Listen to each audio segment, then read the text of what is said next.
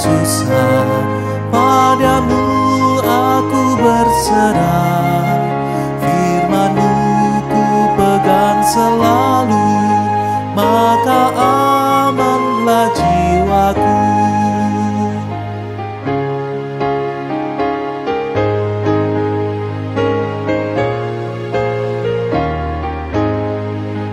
Firman-Mu ku pegang selalu, saat duka, saat senang, jalan hidup yang akan datang, tangan Tuhan yang memegang. Pencobaan menghimpit aku dan menjadi keluhanku. Firman-Mu ku pegang selalu, sayap-Mu tempat berteduh. Firman-Mu Tuhan ku pegang selalu. Hilanglah keraguanku bila hatiku rasa susah, padamu aku berserah. Firman-Mu ku pegang selalu, maka amanlah jiwaku.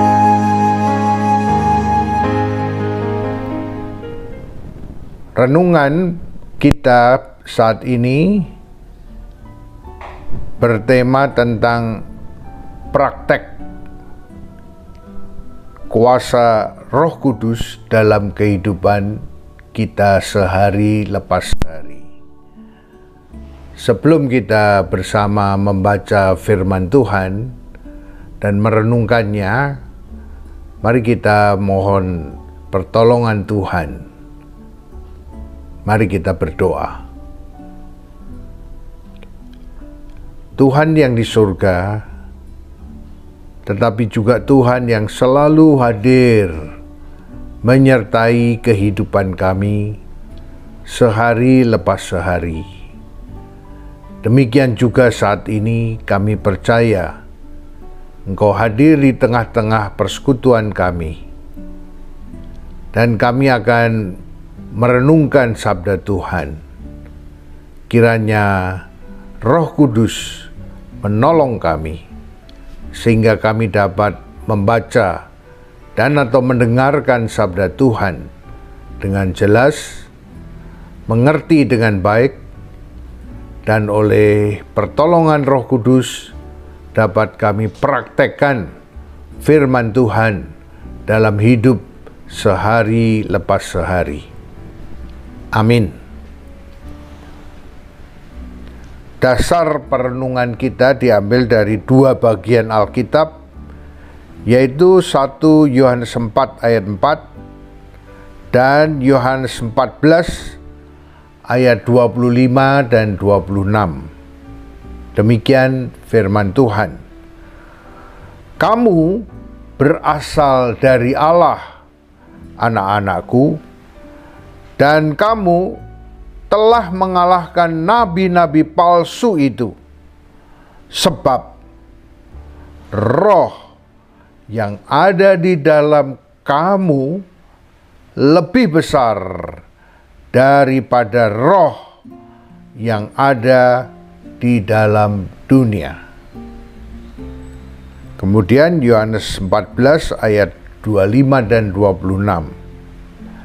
Semuanya itu aku katakan kepadamu, selagi aku berada bersama-sama dengan kamu. Tetapi penghibur, yaitu Roh Kudus, yang akan diutus oleh Bapa dalam namaku, dialah yang akan mengajarkan segala sesuatu kepadamu, dan akan mengingatkan kamu akan semua yang telah kukatakan kepadamu. Ibu, bapak, dan saudara-saudara, bagaimana kita dapat mengalami praktek dalam hidup sehari-hari tentang kuasa Roh Kudus. Dari pembacaan Alkitab Leksionari hari ini, kita menemukan minimum ada 4 hal. Yang pertama, dengan jelas dan tegas dikatakan bahwa orang Kristen tidak dapat disantet atau diguna-guna. Ada cerita tentang mantan paranormal yang diminta untuk menyantet seorang pendeta. Dan ketika paranormal ini menyantet, paranormal ini melihat bahwa santetnya itu, kuasa gelapnya itu tidak dapat menembus tubuh sang pendeta. Dia terkejut luar biasa. Lalu dengan rendah hati, paranormal ini mendatangi Pak Pendeta dan bertanya, "Mengapa demikian? Mengapa santetku tidak bisa masuk dalam tubuhmu?" "Aku melihat," kata paranormal itu, "tubuhmu itu diselimuti oleh suatu kuasa. Aku tidak bisa memasukkan santet dalam tubuhmu." Lalu pendeta itu mengatakan bahwa, "Aku sudah menyerahkan diriku kepada Tuhan Yesus Kristus. Oleh karena itu Tuhan Yesus Kristus menyelimuti aku dengan kuasa. Roh Kudus, Roh Tuhan lebih besar kuasanya daripada segala kuasa-kuasa lain yang ada di dunia." Ibu, bapak, dan saudara-saudara, kemudian paranormal itu bertanya terus lebih lanjut tentang kuasa Roh Kudus yang telah menyelimuti sang pendeta itu. Akhirnya paranormal itu terus belajar dan menjadi pendeta. Ibu, bapak, dan saudara-saudara, paranormal itu bertobat dan percaya kepada Yesus Kristus, Tuhan dan Juru Selamat dunia ini. Lalu ia juga menyerahkan dirinya menjadi hamba Tuhan, yaitu seorang pendeta. Bapak, Ibu, dan saudara-saudara, itu praktek pertama bahwa orang Kristen yang dikuasai dan dipenuhi oleh Roh Kudus tidak bisa diguna-guna atau disantet. Yang kedua, ada anggota gereja yang ingin ngeselupi atau masuk rumah baru. Maka orang ini minta supaya ada ibadah di rumahnya yang baru ini, dengan harapan bahwa rumahnya yang baru itu diberkati Tuhan, rumahnya yang baru itu dilindungi Tuhan, rumahnya yang baru itu terus-menerus dijagai oleh Tuhan, sehingga penghuni yang baru, orang Kristen yang masuk rumah yang baru itu aman, terlindung. Bapak, Ibu, dan saudara-saudara, ketika kita merenungkan firman Tuhan untuk masuk dalam rumah yang baru, terutama dan yang pertama-tama bukan mendoakan supaya rumah itu diberkati Tuhan, supaya tiap ruang-ruang ada, kamar-kamar yang ada, tempat-tempat yang ada di rumah yang baru itu dilindungi oleh Tuhan, dan kemudian semua anasir, roh-roh jahat, kuasa kegelapan diusir dari rumah itu. Tetapi terutama bukan itu. Karena roh jahat ketika diusir, ketika disuruh pergi, ya pada suatu ketika akan datang lagi. Karena roh jahat, anasir-anasir jahat itu ada di mana-mana, kapan saja, dan selalu menggoda manusia. Oleh karena itu, ingat firman Tuhan dalam renungan itu, supaya orang Kristen percaya bahwa Roh Kudus yang ada di dalam hati tiap-tiap orang Kristen lebih berkuasa, lebih besar kuasanya daripada anasir-anasir, kuasa-kuasa, roh-roh jahat yang ada di sekitar kehidupan kita. Bila mana kita meyakini bahwa Roh Kudus ada di dalam hati kita, maka kuasa-kuasa lain, roh-roh kegelapan tidak akan bisa mengganggu kita. Maka ketika masuk rumah yang baru, penghuni baru ini pasti akan aman oleh perlindungan Tuhan. Yang ketiga, barangkali kita kadang-kadang lewat atau jalan di suatu tempat yang angker katanya. Oh, orang-orang kalau lewat di situ, ada di tempat ini, pasti akan diganggu oleh roh jahat. Tandanya bulu keduknya merinding, berdiri bulu keduknya, atau badan kita jadi agak meriang, merinding. Itu tanda ada roh jahat yang sedang mengganggu. Tapi ibu bapak dan saudara-saudara, ini barangkali hanya sebuah pengaruh psikologis saja. Jiwanya khawatir, hatinya takut, sehingga bisa badannya jadi merinding atau bulu keduknya berdiri. Nah, di saat seperti ini ingatlah akan firman Tuhan tadi, bahwa Roh Kudus lebih besar kuasanya daripada roh-roh yang lain. Maka pada saat itu kita bisa berdoa, Tuhan, aku yakin bahwa roh-Mu jauh lebih besar daripada roh-roh lain yang ada di dunia ini.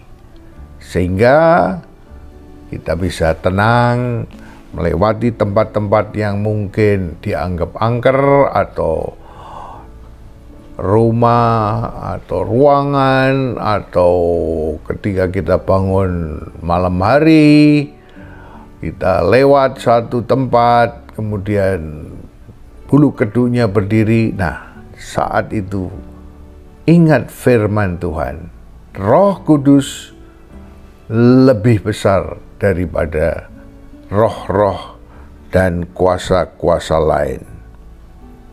Yang keempat,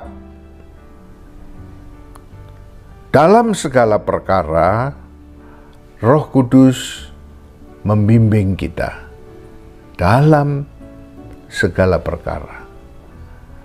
Di Injil Yohanes 14 tadi ayat 26 dan 27 dikatakan dengan jelas bahwa setelah Tuhan Yesus naik ke surga, maka Roh Kudus, Roh penolong, diberikan kepada para murid. Pertama, mengingatkan tentang ajaran-ajaran Kristus. Yang kedua, Roh Kudus akan membimbing, mengajar tentang segala sesuatu yang akan dialami oleh para murid. Ibu bapak, contohnya, misalnya pada saat menghadapi pandemi COVID-19, tentu kita mendapat hikmat Tuhan, kuasa Roh Kudus menolong kita sehingga pemerintah, instansi-instansi lain, kelompok-kelompok dalam kehidupan masyarakat sepakat untuk terus melawan COVID-19 dengan memakai masker, cuci tangan, menjaga jarak, membatasi mobilitas, dan lain sebagainya. Kemudian pakai vaksin 1, vaksin 2, booster, maka tubuh manusia ini semakin kebal sehingga COVID-19 bisa diatasi. Ibu, bapak, dan saudara-saudara, ini semua tentu bimbingan dari Roh Kudus kepada umat manusia, sehingga ketika menghadapi masalah-masalah, Tuhan menolong umat manusia.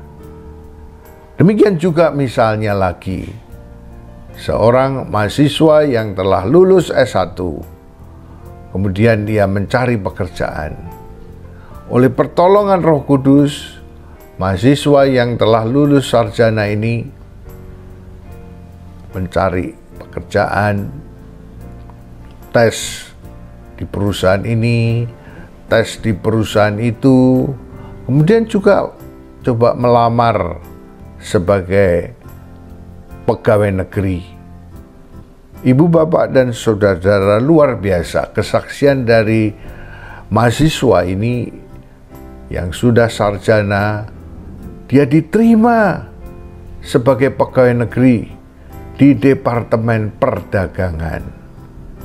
Padahal saingannya bukan 10, 20, 100, 200.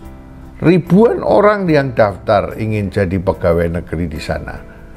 Dia salah satu lulusan sarjana yang diterima di Departemen Pegawai Negeri. Kira-kira 2 bulan yang lalu. Puji Tuhan, benar bahwa Roh Kudus selalu mengajari kita. Roh Kudus selalu membimbing kita. Roh Kudus selalu menolong kita. Roh Kudus selalu melindungi kita. Kiranya Tuhan selalu memberkati kita. Yakinlah, Roh Kudus menolong kita tiap-tiap hari. Amin.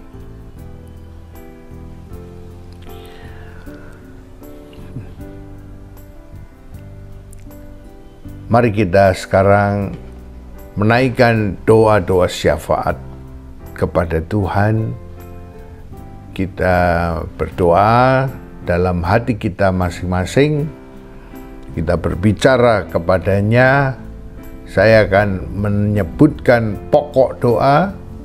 Ibu, bapak, dan saudara menaikkan doa, berbicara dari hati ke hati kepada Tuhan, dalam hati bercakap-cakap dengan Tuhan dalam doa.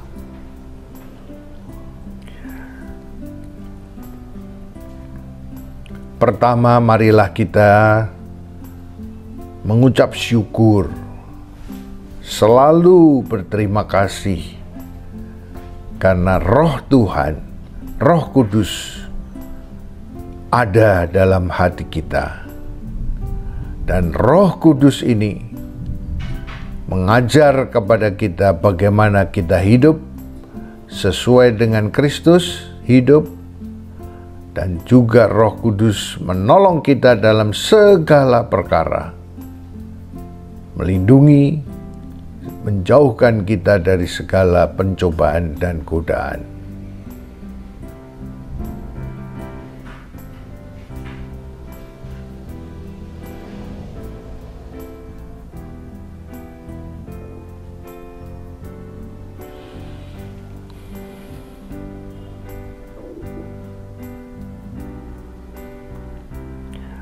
Yang kedua, mari kita juga berdoa untuk orang-orang yang gelisah, orang yang takut, khawatir akan hidup ini, baik saat-saat ini karena persoalan-persoalan yang berat, ataupun mungkin masa depan yang suram, pekerjaan-pekerjaan yang belum menentu, rezeki yang seret, dan macam-macam hal. Demikian juga masalah dalam kehidupan berkeluarga, relasi hubungan suami istri, relasi hubungan antara orang tua dengan anak, relasi hubungan antara anak dengan adik atau kakaknya. Kita doakan supaya keluarga-keluarga boleh mengalami kerukunan dan kebahagiaan.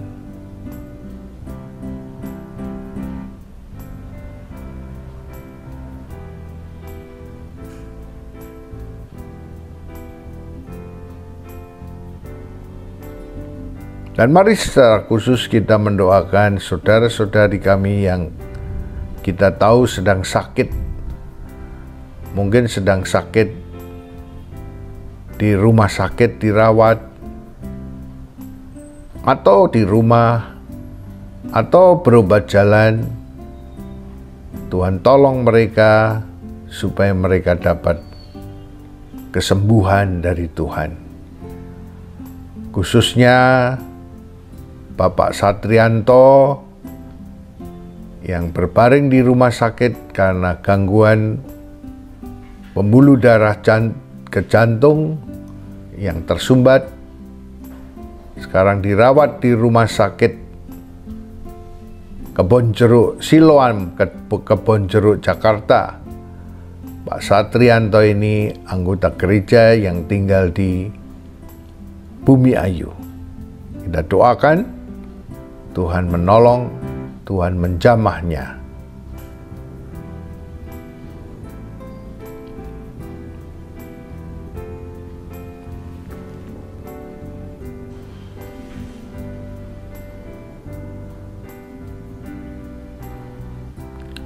Mari kita doakan secara khusus proses pendewasaan bakal jemaat Bumi Ayu supaya bisa menjadi jemaat dewasa GKI Bumi Ayu.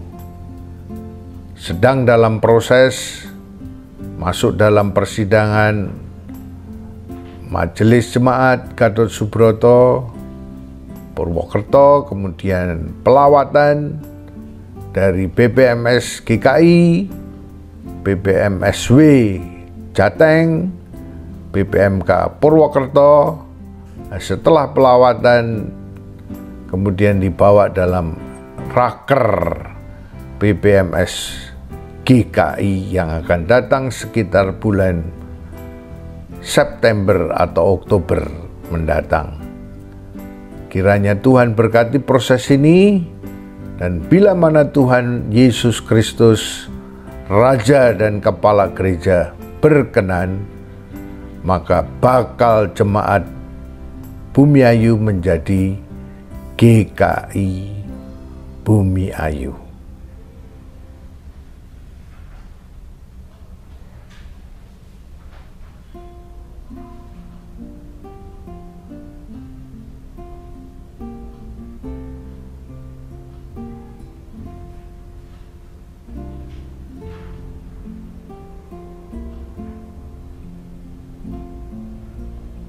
Mari kita doakan juga gereja-gereja di seluruh muka bumi.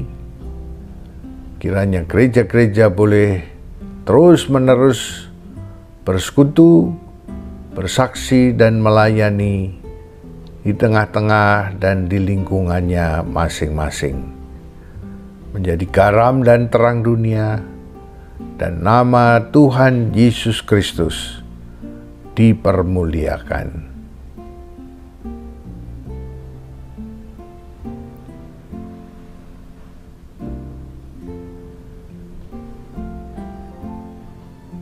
Mari kita juga ingat akan pemerintah bangsa dan negara kita.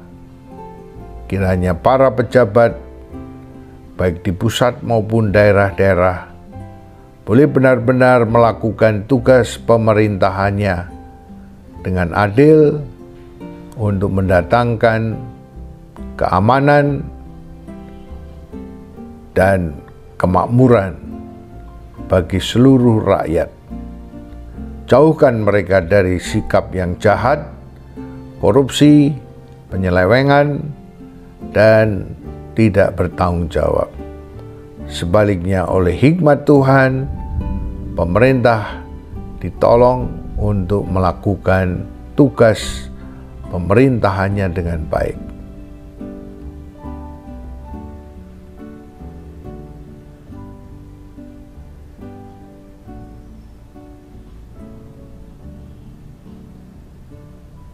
Nah, mari bersama-sama kita tutup doa syafaat ini dengan menaikkan doa Bapa kami. Kita nyanyikan bersama-sama. Bapa kami yang ada di surga, dikuduskanlah namamu. Datanglah kerajaanmu, jadilah kehendakmu di bumi seperti di surga. Beri kami hari ini makanan yang secukupnya. Ampuni salah kami, seperti kami ampuni yang bersalah pada kami. Jangan bawa kami dalam pencobaan, melainkan lepaskan kami dari yang jahat, sebab Kaulah yang punya kerajaan dan kuasa dan kemuliaan sampai selama-lamanya. Amin.